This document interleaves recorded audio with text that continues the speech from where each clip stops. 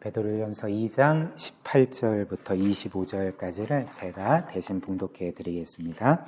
하나님의 말씀을 들으십시오. 사환들아 범사에 두려워함으로 주인들에게 순종하되 선하고 관용하는 자들에게만이 아니라 또한 까다로운 자에게도 그리하라. 부당하게 고난을 받아도 하나님을 생각함으로 슬픔을 참으면 이름 아름다우나 죄가 있어 매를 맞고 참으면 무슨 칭찬이 있으리요. 그러나 선을 행함으로 고난을 받고 참으면 이는 하나님 앞에 아름다우니라. 이를 위하여 너희가 부르심을 받았으니 그리스도도 너희를 위하여 고난을 받으사 너희에게 본을 끼쳐 그 자취를 따라오게 하려 하셨느니라. 그는 죄를 범하지 아니하시고 그 입에 거짓도 없으시며 욕을 당하시되 맞대어 욕하지 아니하시고 고난을 당하시되 위협하지 아니하시고 오직 공의로 심판하시는 이에게 부탁하시며 친히 나무에 달려 그 몸으로 우리 죄를 담당하셨으니 이는 우리로 죄에 대하여 죽고 의에 대하여 살게 하려 하심이라. 그가 채찍에 맞음으로 너희는 나음을 얻었나니 너희가 전에는 양과 같이 길을 잃었더니 이제는 너희 영혼의 목자와 감독 되신 이에게 돌아왔느니라. 아멘. 우리가 알다시피 고대에는 그 노예 제도가 있었죠. 그래서 귀족과 평민의 신분이 있었고요. 또 주인과 종의 신분 제도가 있었습니다. 이는 로마 제국에서도 마찬가지였는데요. 당시 로마 안에는 전국적으로 많은 노예들이 있었고요. 특별히 그 학자들에 따르면 그 에베소와 같이 큰 도시의 경우에는 그 도시 인구의 약 3분의 1 정도가 노예였다고 합니다. 그러니까 굉장히 많았던 거죠. 그래서 그 우리가 충분히 생각할 수 있는 바는 당시 로마 제국 안에서 복음이 전파될 때에 상당수 많은 이 노예들도 그 복음을 듣고 예수 그리스도를 믿었다는 거죠. 그래서 그들 또한 여전히 신분은 노예이지만 성도가 되었다는 것입니다. 그래서 이런 이유로 당시 초대교회에서는 이렇게 그리스도를 믿고 성도가 된 노예들이 이제 자신들의 상황에서 어떻게 신앙을 따라 살아야 되는지에 대한 그 지침들이 필요하지 않았겠습니까? 당장 그 노예 제도를 폐지할 수는 없고 내가 노예로서 그리스도를 믿고 구원받았는데 그렇다면 나는 신앙을 따라서 어떻게 살아가야 되는가에 대한 그런 지침들이 필요했습니다. 그래서 이런 이유로 오늘 사도 베드로도 이 그리스도인인 종들, 노예들에게 신앙을 따라서 어떻게 살아가야 되는지를 알려주고 있는 거죠. 그래서 18절 말씀 다시 보십시오. 사환들아 범사에 두려워함으로. 여기에서 사환들이라는 것은 이제 종들을 가리키겠죠. 종들아 범사에 두려워함으로 주인들에게 순종하되 선하고 관용하는 주인에게만이 아니라 또한 까다로운 주인들에게도 그리하라, 순종하라 이렇게 말합니다. 물론 우리와 같은 현대의 사람들은 성경의 이런 말씀을 보고 기독교가 노예제도를 지지하는가? 그렇다면 나는 이 노예제도를 지지하는 기독교를 더 이상 신뢰할 수 없다라는 그런 반응을 보일 수도 있을 것입니다. 그러나 우리가 알다시피 성경은 결코 이 노예제도를 지지하지 않습니다. 기독교는 결코 이 노예제도를 지지하거나 혹은 이것이 옳다라고 말하지 않습니다. 성경은 오히려 그 모든 종류의 노예제도들을 반대하는 거죠. 그래서 그 성경은 인도의 카스트 제도나 과거 우리나라의 경우도 양반과 그 노비의 신분, 평빈과 노비의 신분이 있지 않았습니까? 이런 것처럼 그 어떤 한 사람이 태생적으로 그의 신분이 정해져 있어서 그래서 노비의 같은 경우는 그가 평생토록 이 신분을 가지고 살아가야 된다라고 결코 말하지 않는다는 것입니다. 즉 이렇듯이 그 사람들 사이에 태생적으로 어떤 신분의 차이가 있다거나 혹은 존재의 어떤 존귀함에 대한 차등이 있다고 결코 말하지 않는다는 거죠. 도리어 성경이 모든 사람에게 말하는 바가 무엇일까요? 모든 사람은 동등하고 동일하게 존귀한 존재들이다라고 말하는 것입니다. 왜 그럴까요? 왜냐하면 성경이 우리에게 알려주는 바가 무엇이냐면 모든 사람은 그가 믿는 사람이든지 그렇지 않는 사람이든지 간에 모든 사람, 모든 민족, 그리고 인종, 그리고 이런 사회적인 어떤 지위나 가진 재산, 이런 것과는 전혀 상관없이 모든 사람은 다 하나님의 형상으로 창조되었고, 그렇기 때문에 모든 사람은 하나님에게 동등하게 존귀하고 영광스러운 존재라고 말하기 때문에 그렇습니다. 그래서 심지어 사람이라는 존재는 하나님께 어느 정도까지 존귀한 사람들일까요? 그러니까 하나님께서 죄인들인 그 사람들을 구원하시기 위해서 심지어 자신의 영원한 아들까지 아낌없이 내어주실 정도로, 그리고 그 그리스도 안에서 그분의 그 양자로, 그 아들과 딸로 입양하실 정도로 모든 사람은 이렇게 동등하고 이제 존귀하다는 것입니다. 그래서 이를 우리에게 알려주는 성경의 여러 말씀들이 있는데요. 그 중에 몇 구절을 제가 읽어드리면요. 갈라디아서 3장 28절이 이렇게 말합니다. 너희는 유대인이나 헬라인이나 종이나 자유인이나 남자나 여자나 다 그리스도 예수 안에서 하나이니라. 지금 우리에게 있어서 유대인이나 헬라인, 즉 이거는 그 민족과 인종을 가리키겠죠. 그리고 종이나 자유인이나 남자나 여자나 그리스도 안에서 다 하나다라는 말이 이제 지금 시대에 우리에게는 지극히 당연한 말이지만 고대 사회에서 이런 말은 말도 안 되는 일이었습니다. 주인과 종이 하나라고, 그리고 헬라인과 유대인이나 혹은 인종이 다른 사람들이 하나가 된다고, 그러니까 이런 말이 어떤 면에서 굉장히 혁명적인 말로 들렸을 것입니다. 왜냐하면 특별히 주인과 종은 하나 될 수 없는 사람들이기 때문에 그런 거죠.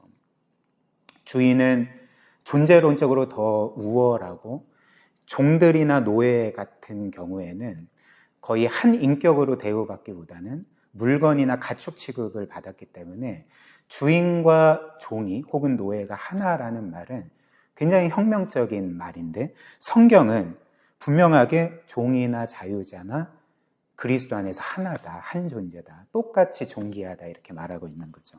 골로새서 3장 11절도 이렇게 말합니다. 거기에는 헬라인이나 유대인이나 할렙하나 무할렙하나 야만인이나 수구디아인이나 종이나 자유인이나 차별이 있을 수 없나니 오직 그리스도는 만유시요 만유 안에 계시니라. 이 말씀도 분명히 말하죠. 종이나 혹은 노예나 자유인이나 차별이 있을 수가 없다. 그리스도 안에서 모두 하나이고 동등하게 존귀한 존재들이다 이렇게 말합니다. 그래서 이런 이유로 성경의 이런 진리들은 놀라운 변화들을 이 세상에 가져왔던 거죠. 그래서 그리스도의 복음이 전파되고 그 복음이 선포되는 나라나 지역마다 이런 노예 제도들이 서서히 폐지되어 갔던 것입니다. 그리고 노예 제도가 폐지되었을 뿐만 아니라 이제 지금은 지극히 당연한 모든 사람들은 동등하고 자유롭고 평등하다는 그 인권 사상이 사실 거의 100년 전까지만 해도 이게 이제 보편적인 법이나 가치가 아니었거든요. 그러나 지금은 이제 전 세계적으로 그 인권과 자유와 평등이 어느 나라에서나 가장 중요한 법으로 이렇게 정립될 수 있었던 것은 그 역사를 연구하는 거의 대부분의 학자들이 이제 인정하는 바가 무엇이냐면 다 기독교 때문이다라고 말하는 거죠. 이 모든 것들이 기독교의 영향으로서 이루어진 일이고, 특별히 신약 성경에 나타난 이런 모든 이들이 그리스도 안에서 동등하고 그리고 동일하게 존귀하고 가치 있다는 이 사상들이 이런 지금은 보편적인 인권과 자유와 평등의 그런 가치들을 전 세계적으로 가장 중요한 법으로서 세워지도록 만들었다 이렇게 말하는 거죠. 그렇다면 이제 오늘 우리가 보는 것처럼 성경은 왜 당시 종들에게 주인에게 복종하라고 하는가? 말씀드렸듯이 이것은 당시의 노예제도를 지지하는 말이라기보다는 제가 말씀드렸듯이 당시 수많은 노예들이 예수 그리스도를 믿고 이제 구원받아 성도가 되었는데 당장 이 노예제도가 폐지되는 건 아니잖아요. 당장 노예들이 없어지는 건 아니지 않습니까?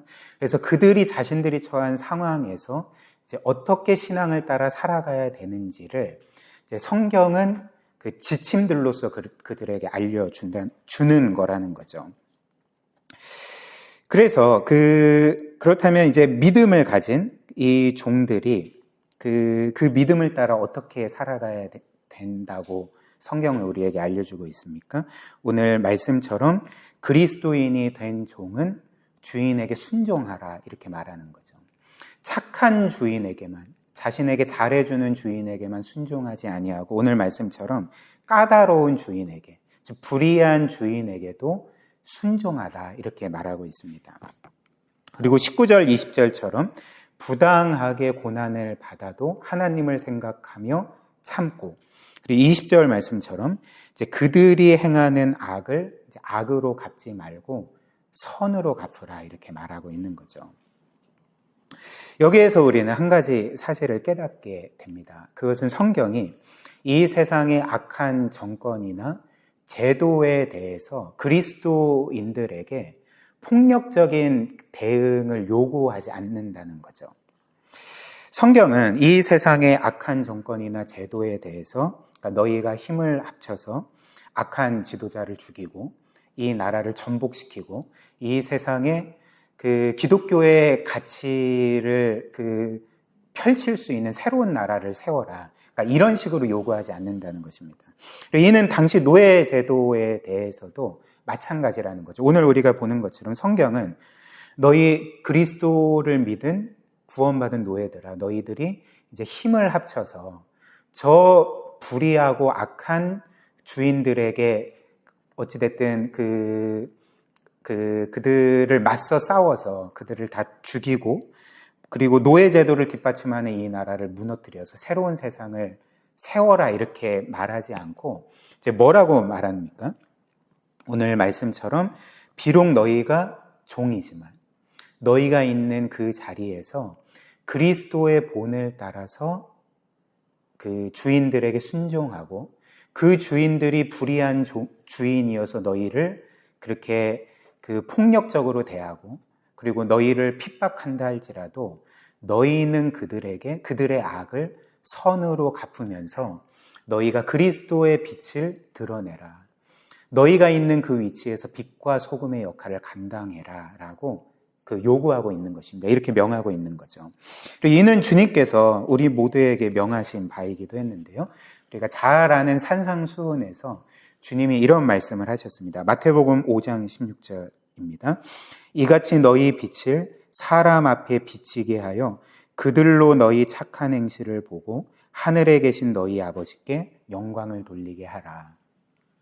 이는 자유인뿐만 아니라 당시에 종의 신분을 가진 그 노예들에게도 동일하게 주신 말씀 아닙니까?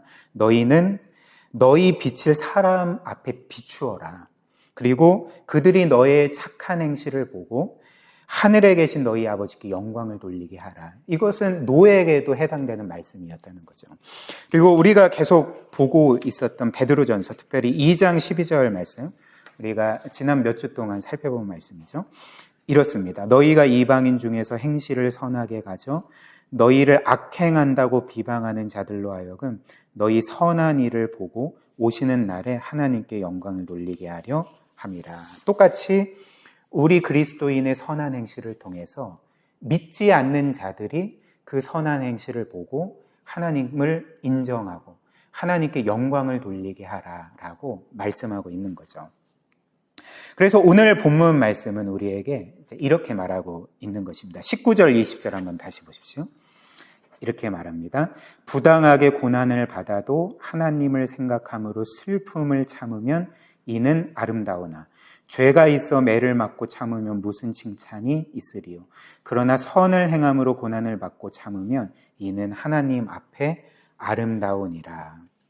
즉 그리스도인이 된 종이 불의한 주인에 대해서 그들이 자신을 폭력적으로 대하고 학대할 때 하나님을 생각하고 참는 것이 아름다운 일이라고 말하는 것입니다.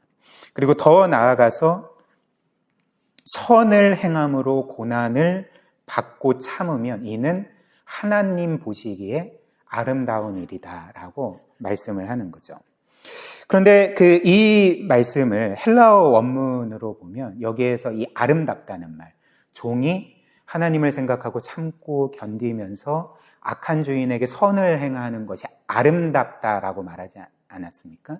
근데 이 아름답다라는 말이 사실 헬라어 원문을 보면 그 헬라어 단어 카리스로 되어 있습니다. 근데 이 카리스는 어떤 단어냐면 은혜를 뜻하는 단어이거든요. 우리가 보통 사용하는 그 은혜가 헬라어로 카리스인데, 그래서 이 말을 다시 번역을 하면 너희 그리스도인 종들이 하나님을 생각하면서 저 불의한 주인들을 대하여서 참고 그들에게 선을 행하는 것이 하나님 보시기에 은혜다라고 말하는 거죠. 그게 은혜다라고 말하는 것입니다. 무슨 말일까요? 이 그리스도인 종들이 그렇게 자신들이 부당하게 당하는 일들을 참는 것뿐만이 아니라 저 불의한 그 주인들을 선으로 대하고 자신들이 당한 악을 그 선으로 갖고 그들을 최선을 다해 사랑하고 섬기는 것 자체가 종이 그들에게, 그 주인들에게 은혜를 베푸는 일이라는 것을 말해주고 있는 거라는 것입니다. 그렇다면 왜 그것이 은혜일까요? 왜냐하면 은혜라는 것은 기본적으로 받을 자격 없는 자들에게 값없이 베풀어주는 선이기 때문에 그렇죠. 그 받을 자격 없는 사람에게 나는 그에게 베풀 어떤 의무도 없지만 그에게 선을 행하고 호의를 베풀고 또 그를 섬겨주는 것이 은혜이기 때문에 그리스도인 종들이 그 불의한 주인들을 선대하는 것을 그들에게 은혜를 베푸는 것으로 말한다는 것입니다.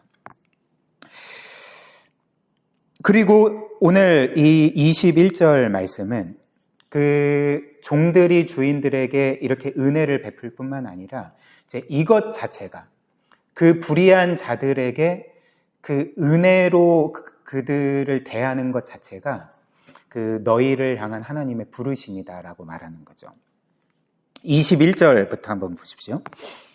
이를 위하여 너희가 부르심을 받았으니 그리스도도 너희를 위하여 고난을 받으사 너희에게 본을 끼쳐 그 자취를 따라오게 하려 하셨느니라. 이렇게 말하는 것입니다.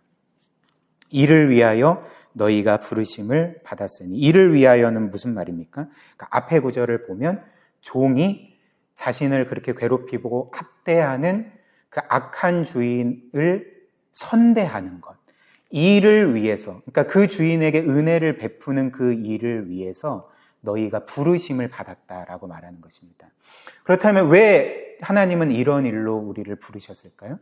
왜냐하면 이후에 보니까 그리스도께서 너희를 위해 이런 은혜로운 일을 하셨기 때문에 그렇다는 거죠.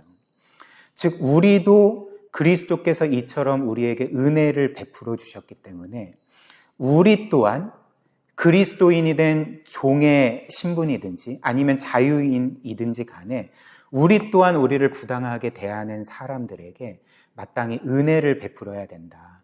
너희는 이런 일로 부르심을 받았다라고 성경이 우리에게 알려주고 있는 것입니다.